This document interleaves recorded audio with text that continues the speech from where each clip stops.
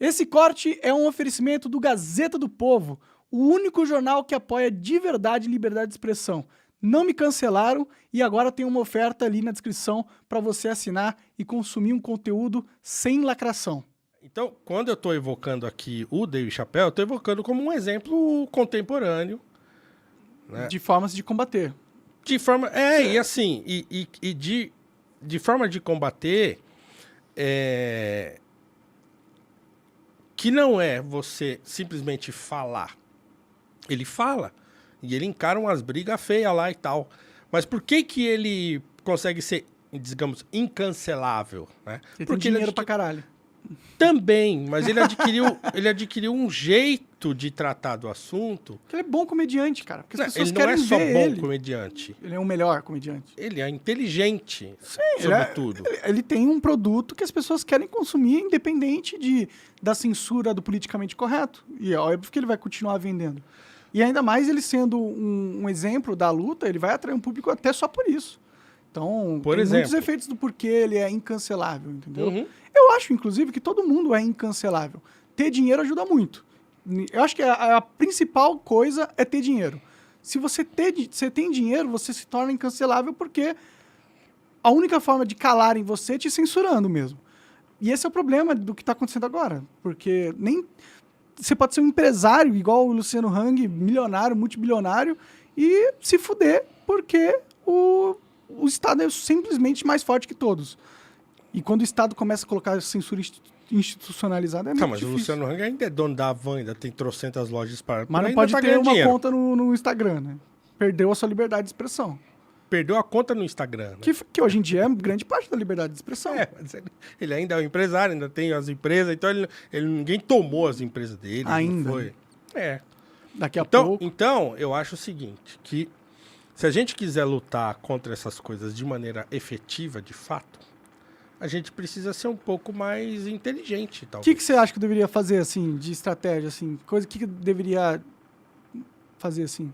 Eu acho que você precisa pôr na cabeça de que a situação não é de normalidade. É a primeira coisa. Mas eu acredito que eu sou um dos que mais fala que a gente tá numa situação anormal e de ditadura. Eu não acho que eu não acho que eu propago que a gente tá numa situação de normalidade. Pelo contrário, na minha opinião, assim, com todo respeito.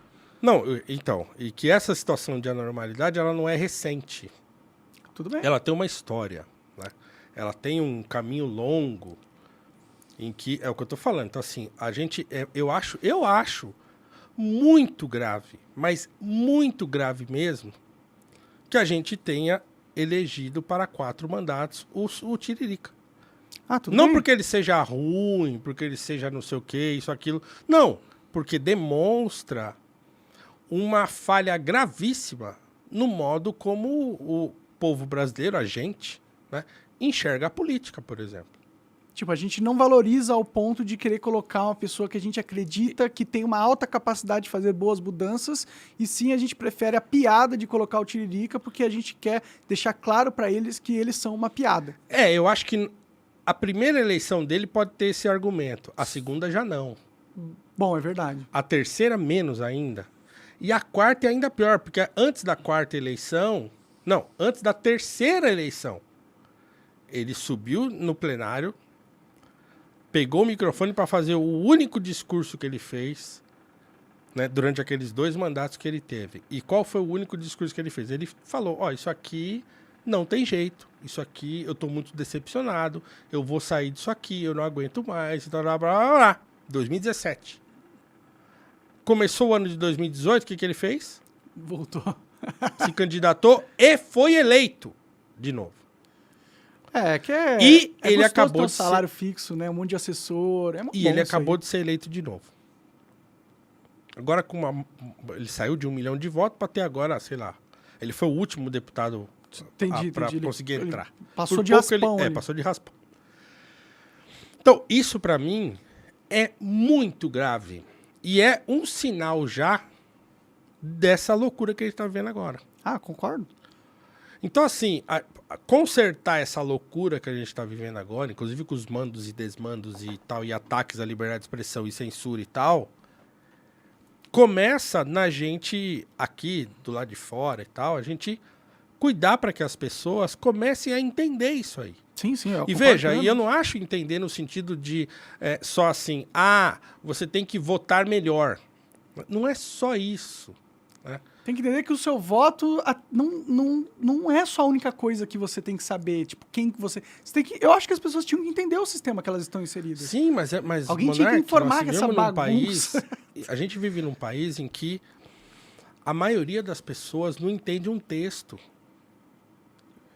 Sabe? A pessoa pega um texto para ler... É muito difícil encontrar solução, entende. né, cara? É muito por difícil. isso que eu tô falando que, assim, não é simples, assim. Será que o Então, negócio por isso que eu tô desistir falando mesmo, que... mano? Não, eu acho que não. Eu sou Às vezes eu professor, penso cara. assim de verdade, eu não penso. posso desistir, entendeu? Às vezes dá Eu uma deixei preguiça. uma carreira de 20 anos de TI para ser professor.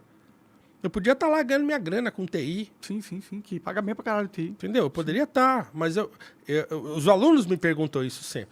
Professor, mas então não tem jeito? Eu falo, mas se eu acreditasse que não tem jeito, eu não estaria aqui. Então, eu acho que a gente pode fazer pouco, mas a gente pode ser efetivo naquele pouco que a gente faz. Então, eu acho que a gente precisa, de fato, começar a tentar olhar o problema na sua origem mesmo. E eu acho que a origem a sociedade brasileira, ela tá adoecida. O que você acha de guerra híbrida? O que é isso? Guerra híbrida é um conceito de guerra da mente. Guerra de propaganda, guerra econômica. Porque antigamente a guerra era com soldado na rua, né? Só que conforme o mundo foi evoluindo, essa guerra se tornou muito cara e não muito produtiva. Então os países se adaptaram e desenvolveram estratégias de guerras que não são físicas. Elas envolvem propaganda, financiamento de ONGs, financiamento de narrativas, financiamento de grupos, de estatística, de um monte de coisa, né? E esse poder, eu acho que ele afeta muito o Brasil, porque o Brasil é um país muito importante globalmente falando, assim. Então, por ser muito importante, ele atrai o interesse de grandes potências como China, Rússia, Estados Unidos, entre outros aí. Europa em geral. E eu acho que eles têm um papel ativo na nossa sociedade e no nosso discurso do mainstream, e eles ativamente tentam tornar ainda mais complexo a nossa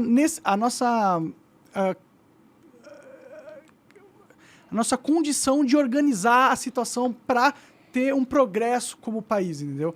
Eu acho que eles atuam muito para desestabilizar o país. Você acha que tem alguma chance da gente lutar contra esses movimentos internacionais numa sociedade que não sabe ler direito, tá ligado? Por isso que eu às vezes fico sem esperança. Eu acho que não tem. Nesse momento, não. Mas então, assim, se a sociedade entra nessa... Né, não consegue lutar contra isso, porque sequer consegue ler um texto, então a gente precisa investir em fazer com que as pessoas saibam ler um texto. Concordo plenamente. Vai demorar? Vai. Você acha que o Lula vai investir pra caralho na educação? Não, acho que não tenho nenhuma esperança nisso. Ele construiu faculdade pra caralho. Mas sim. Isso não significa muita coisa. Construir faculdade não significa muita coisa. Que você vai lá na faculdade e os caras estão fazendo tão de greve. Então, assim, não adianta mesmo. Assim, não tenho nenhuma esperança. Né? Mas eu acho que a gente pode fazer pouco mais efetivamente, como eu disse, tentando agir onde está o problema. Vou dar um exemplo simples, de novo, assim, que eu lembro que eu fazia parte de uma... Eu já falei isso várias vezes. Eu fazia parte de uma igreja e quando eu cheguei nessa igreja, o pastor ficou muito empolgado lá, porque eu já gostava muito de estudar e tal, então ele ficou empolgado de ter alguém que gostava de estudar lá. E ele falou, não, porque eu quero ter um departamento de educação e coisa e tal, e não sei o quê, E demorou até eu falei, não, calma, vamos devagar e tal. Aí um dia eu falei, tá bom, vamos lá, o que o senhor quer fazer? E ele queria lá ensinar as pessoas. Legal, beleza. E aí fizemos uma reunião e tal, assim. A pergunta que eu fiz, eu falei, se a gente quiser ter um departamento de educação aqui, numa igreja que tem, sei lá, 300 membros, a gente tem que se fazer duas perguntas. Partindo da seguinte constatação. Nós vivemos num país em que as pessoas, em grande medida, são analfabetas funcionais, certo? Elas não conseguem entender um texto. Sim. O texto bíblico, então, piorou, porque é um texto difícil, rebuscado, complexo e tal. Então, não é simples. Então, a partir dessa constatação, a gente precisa fazer duas perguntas. Primeiro, tentar ver qual é a porcentagem de pessoas que são analfabetas funcionais que estão aqui na nossa igreja. E se a gente pegar uma conta de padeiro, se lá fora é 70%, aqui também provavelmente é. Porque a gente vai saber onde a gente vai ter começar a coisa. Onde a gente ensina, né? Pode ser que a gente tenha que começar a ensinar as pessoas a ler. Sim. Entendeu? A ler mesmo, nem uma fábula a texto, entender, um texto simples, né? Esse é o ponto. Segundo, a gente tem que tentar fazer um exame de consciência para saber que se a gente também não está nessa situação. Eles se escandalizaram com essa minha proposta. Como assim e tal? Eu falei, bom, se você não consegue fazer um exame de consciência para ver se você também é uma pessoa que é analfabeto funcional, então não tem jeito. Então, assim, o que aconteceu, por exemplo, com a igreja evangélica, e eu tô falando igreja evangélica no sentido muito amplo, assim, porque também não existe uma igreja evangélica. Mas o que aconteceu com os evangélicos no Brasil, a situação a qual eles submeteram agora nos últimos tempos, dessa coisa da paixão política exacerbada, de estar aí com essa loucura na rua e tal, isso é fruto de décadas de as pessoas estarem dentro das igrejas e não aprenderem absolutamente nada. E serem doutrinadas a não questionar, inclusive, para ser mais fácil. Exatamente. Ter ela como gado. Serem doutrinadas, terem confiança total naquilo que um pastor igualmente ignorante fala e tal. Então, isso daria, em algum momento, ia dar ruim. E eu vejo agora uma situação assim de apostasia, de abandono da fé e de rejeição do nome de Jesus Cristo para quem é cristão. Fé virou política, né? Nesse sentido, sim. Então, isso é o quê? Para mim, é um problema de educação. Então, como é que a gente resolve isso? Cara, a única maneira de resolver é a educação. E se... A internet pode ajudar, né? Pode, claro que pode. E se a gente sabe que a situação da educação é horrível e que as pessoas entendem muito pouco daquilo que a gente diz, então a gente precisa aprender a falar de modo que as pessoas entendam. Certo? Então, assim, comunicar melhor, falar melhor, tratar as coisas de maneira mais... como é que eu diria? Decupar melhor os problemas, né? Então, quer dizer, se tem um problema grande, pega uma parte, apresenta esse pedaço, né? Depois você vai para outra. Então, assim, eu como professor, eu preciso fazer isso o tempo todo, né? Tô dando aula para adolescente, poxa, é difícil, né? Sim. Aula de filosofia para adolescente não é fácil. Seria muito simples eu ficar lá enchendo a lousa de Platão e Aristóteles e tocar o barco. Sim, sim. Mas não. Então, eu sempre falo para eles assim, eu adoro fazer discussão em sala de aula. Mas a minha advertência é sempre essa. Olha, a gente tem que entender que em toda discussão, a gente está sempre andando à beira de um precipício. Qualquer passo em falso, a gente cai. Então, a gente tem que andar devagar. Então, às vezes você propõe uma discussão e já querem sair voando discutindo. Não, calma. Vamos tentar entender o que está acontecendo primeiro. Depois a gente dá um passinho e entende mais um pouquinho e tal. Não dá para a gente entender tudo agora, de uma vez. Sim, mas discutir é um processo importante de se entender as coisas. Sim, né? mas é exatamente nesse ponto que eu acho que as coisas já não estão mais. Inclusive a internet tem culpa nisso, né?